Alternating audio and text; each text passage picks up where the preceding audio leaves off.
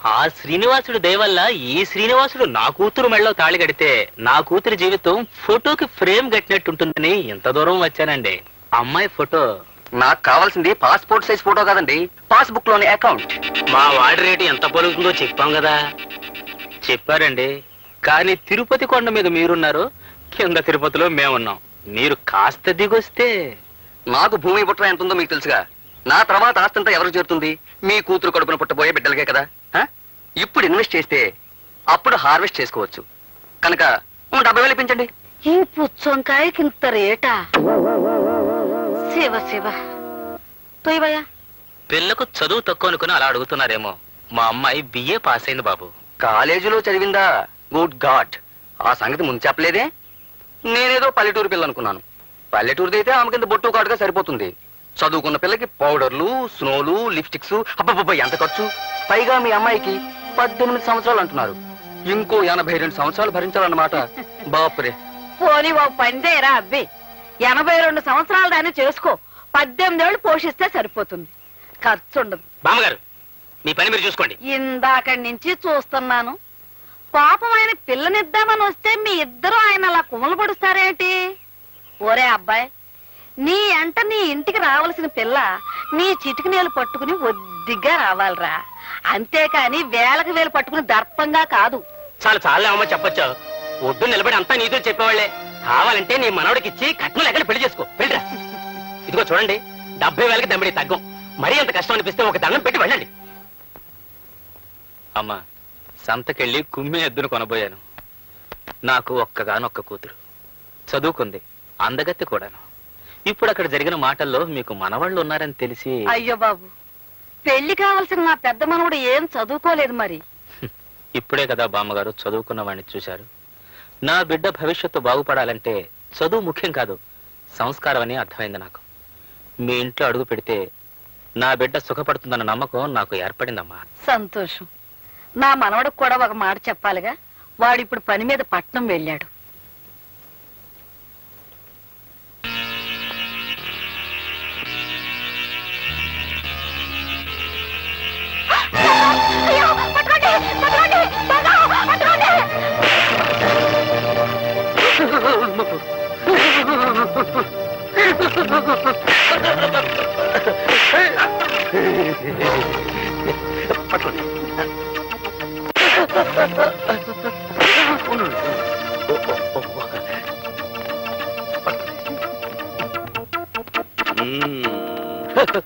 దండలు దండలు.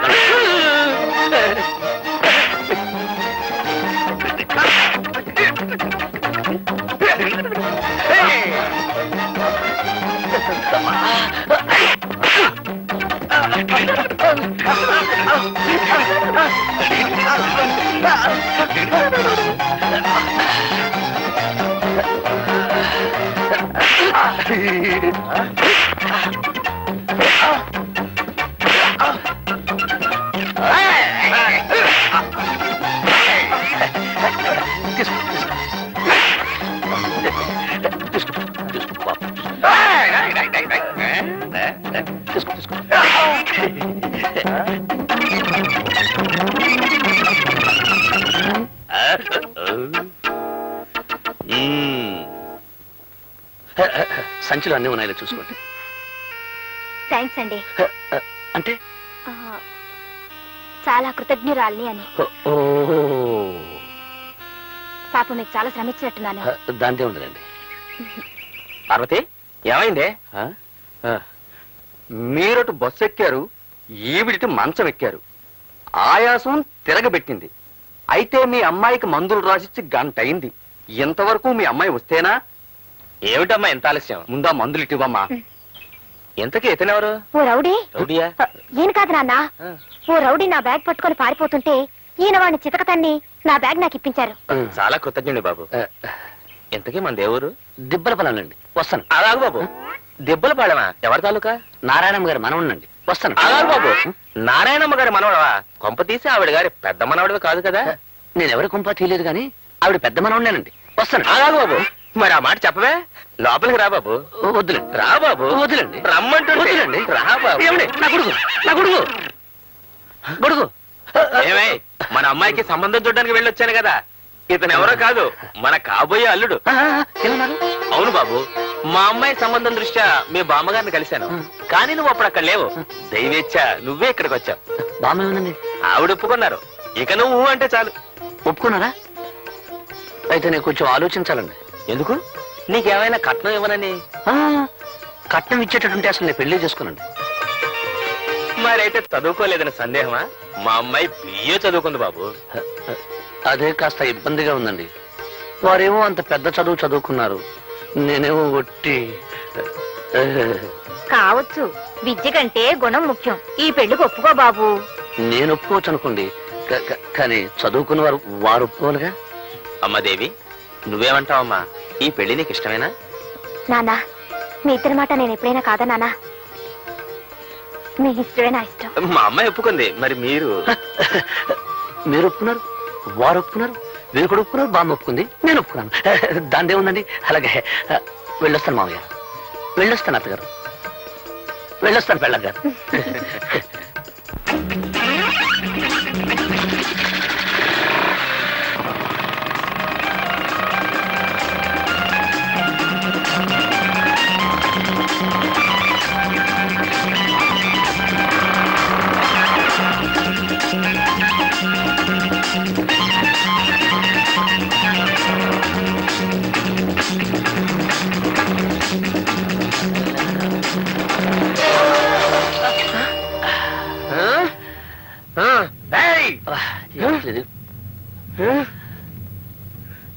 వదులు. రిక్షా వాడిని నన్ను కొడతావా నువ్వు? ఉండు, మా యూనియన్ వాళ్ళని తీసుకొచ్చి నీ పని చెప్తాను.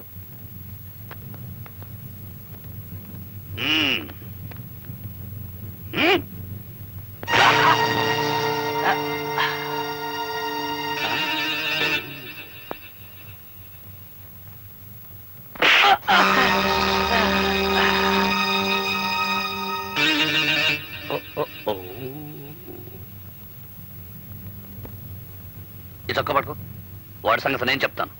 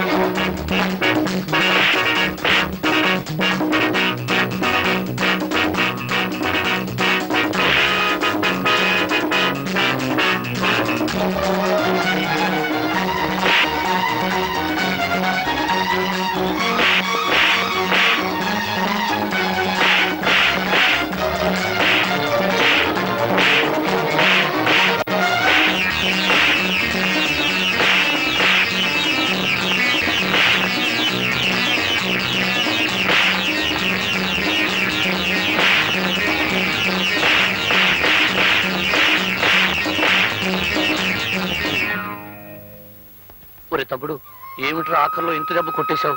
నిజంగా తగిలిందానే? ఐఎమ్ సారీ రా. నువ్వు మాత్రం ఇక్కడ నిజంగా కొట్టలేదేంటి? పర్లేదులే. ఒరే తమ్ముడు, మనం ఈ మాత్రం కొట్టేసుకోలేదనుకో, ఆ రిక్షావాడు యూనియన్ మనుషులను తెస్తానంటున్నాడు. పట్నంలో యూనియన్ మనుషులంటే ఒరే పక్కలిరగదన్నే ముఠ అని మన ఊళ్ళో చెప్పారా. నువ్వెక్కడ ఇబ్బందుల్లో పడిపోతావోనని. సరే వెళ్దా పద. అవతలకి పోయిన వాళ్ళు యువతలకి రాలేదు, ఏమయ్యారిద్దరు? అటురా.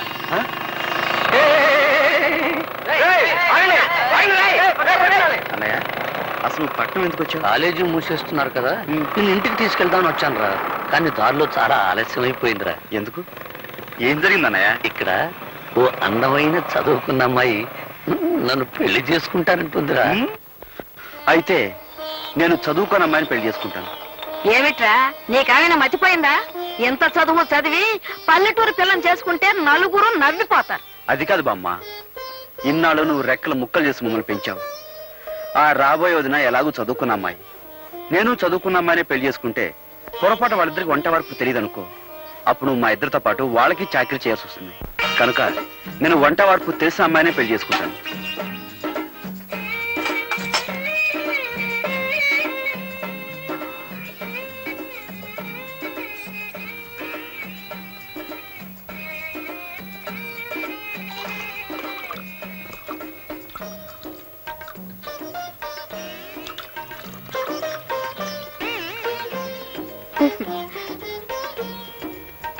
ఈ వంట వరపు ఏడ్స్ మొహం గడుకున్నట్టే ఉంది. ఇద్దరి కాఫీ కలపడానికి ఇంత గంగాళమా? ఇటిపు నా బొంద.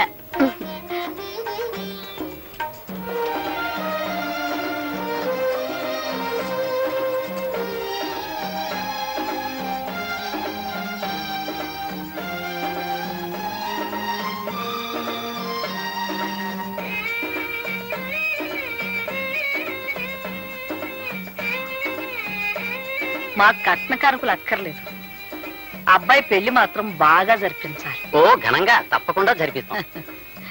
చూడండి, పెళ్లి కూతురు వచ్చేలోగా అబ్బాయిని ఏమైనా అడగదలుచుకుంటే అడగండి. ఏం చదువుకున్నా బాబు? అగ్రికల్చర్ బిఎస్సీ అండి. కొంత ఎంత బాగుందో విన్నవేరే సావిత్రి. నీ ఎత్తెంత బాబు? 5 అడుగులు 11.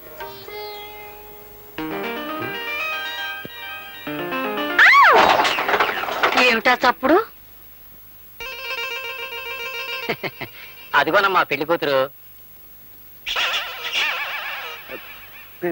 పెళ్లి కూతురా?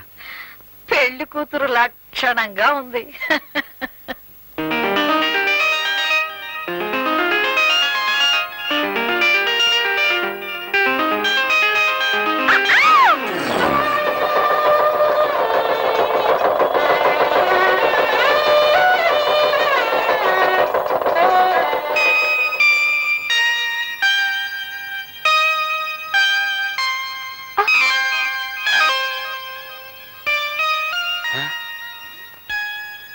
నువ్వు అప్పుడే వచ్చేసావా? నువ్వు రాకముందే రికార్డు వేసి తమాషా చేద్దాం అనుకున్నాను. రా నీకోసం రికార్డు వేస్తున్నాను.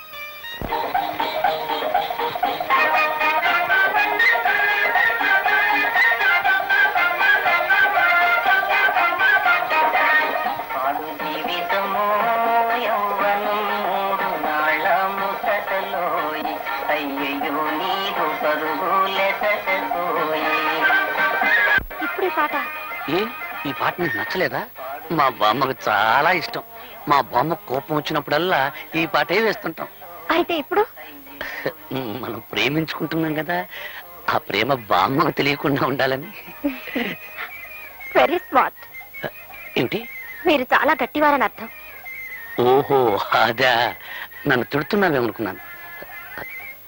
చూడు దేవి, నాకు తెలిసిన భాషలో నన్ను తిట్టినా పర్వాలేదు, కానీ నాకు తెలియని భాషలో నన్ను పొగిడితే ఒళ్ళు మండిపోతుంది.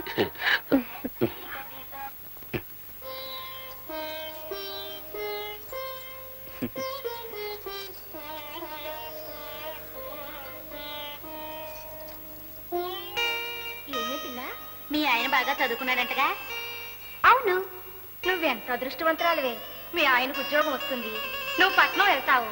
నీదంతా రాజభోగమే తల్లి. ఏమండి, ఏమిటి? మనం పట్నం ఎప్పుడు వెళ్ళిపోతున్నాం? పట్నమా? ఆ, అక్కడ మనకేం పని? మా ఊళ్ళో వాళ్ళంతా నువ్వు చదువుకున్న వాడిని పెళ్లి చేసుకుంటున్నావు, నేను చక్కగా పట్నంలో కాపురం పెట్టేయచ్చు అన్నారు. అందుకని. ఓహో అలాగా. కానీ నేను చదివింది అగ్రికల్చర్ బిఎస్సీ. అంటే ఆ చదువు ఇక్కడ వ్యవసాయం చేయడానికే పనికొస్తుంది. ఏమండి, బిఎస్సీ అంటే ఎన్నో క్లాస్ అది? ఎన్నో క్లాస్ అంటే 15వ క్లాస్. అయితే ఇంకేమిటండి, 3వ క్లాస్ చదివిన మా శకుంతలే పట్నంలో పెద్ద ఆఫీసర్ ఉద్యోగం చేస్తుంది. మీరు 15 క్లాసులు చదివారు కదా, మీకు ఇంకా పెద్ద ఉద్యోగం వస్తుంది. నీ లెక్క ప్రకారం 3వ క్లాస్ చదివిన దానికి పెద్ద ఆఫీస్ ఉద్యోగం వస్తే నేను పెద్ద చదువు చదివాను కదా, అందుకని రోడ్డు మీద పురుకులు బజ్జలు వేసుకుని బతకాలన్నమాట. నేననేది చూడలే, నేను ఒక విషయం చెప్పనా? నాకు వ్యవసాయం చేయడం అంటే ఇష్టం, అది నా వృత్తి. పైగా ఇక మనకు బోర్డు భూములు ఉన్నాయి. ఓహో అలాగా.